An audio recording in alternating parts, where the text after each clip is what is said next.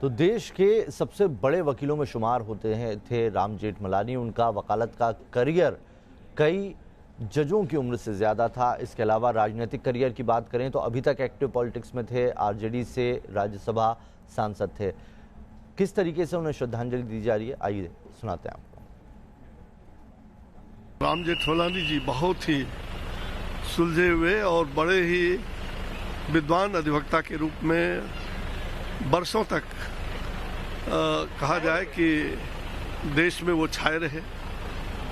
वो अधिवक्ता के साथ साथ एक राजनीतिक नेता के रूप में भी पूरी तरह से भारतीय राजनीति के क्षितिज पर दैदीप्यमान रहे और बेबाक नेता के रूप में उन्होंने बराबर अपनी बातें लोगों के सामने रखने का काम किया है।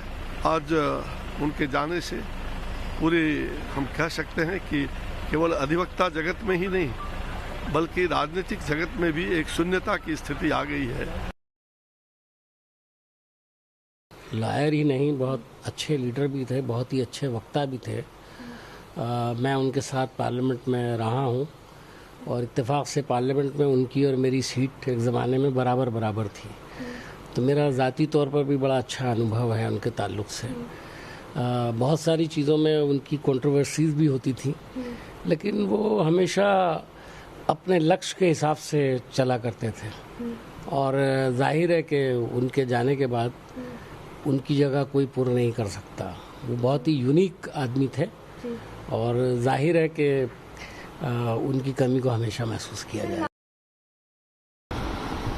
लेकिन राम जेठमलानी जी की उम्र तो हो ही गई थी, 94-95 बरस उम्र हो चुकी थी और बड़ा शानदार उनका जीवन रहा है और कहीं वो बंद के नहीं रहे। आप कह रहे हैं राष्ट्रीय जनता दल, तो राष्ट्रीय जनता दल से भी बंद के वो नहीं रहे। राष्ट्रीय जनता दल के वहाँ राज्यसभा में मेंबर हैं, लेकिन समर्थन उन्होंने किया नरेंद्र मोदी का। और हमको लगता है कि जितना लंबा प्रैक्टिस उन्होंने किया उतना लंबा प्रैक्टिस जो है शायद ही किसी ने किया।